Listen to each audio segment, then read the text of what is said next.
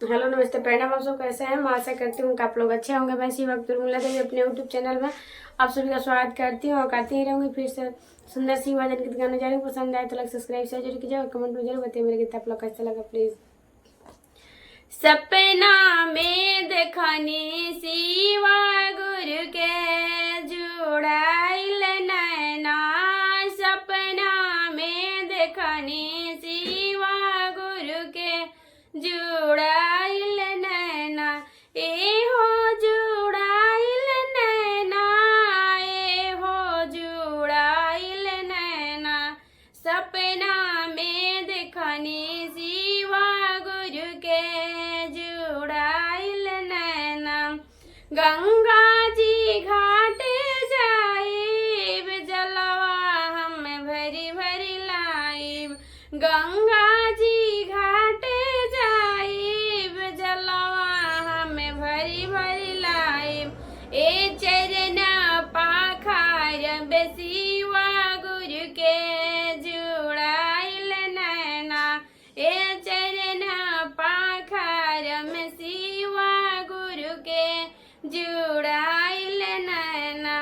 सपना में देखनी शिवा गुरु के जुड़ाइल नैना, सपना में देखनी शिवा गुरु के जुड़ाइल नैना, एहो जुड़ाइल नैना, एहो जुड़ाइल नैना, सपना में देखनी अपना गुरु के जुड़ाइल नैना।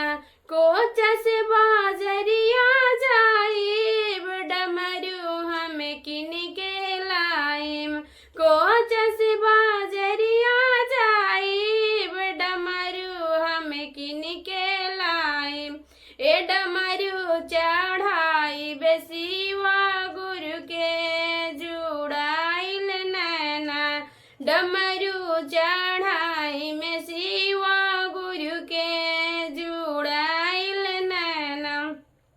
ए सपना में देखनी शिवा गुरु के जुड़ाइल नैना, दिनारा बजरिया जाइम भंगिया धतुरवा लाइम, दिनारा बजरिया जाइब भंगिया धतुरवा लाइम, भंगिया धतुरवा चढ़ाइम शिव गुरु के जुड़ाइल नैना, सपना में देखनी शिवा गुरु के जुड़ाइल नैना, एहो जुड़ाइल नैना, एहो जुड़ाइल नैना, सपना में देखनी शिवा गुरु के जुड़ाइल नैना।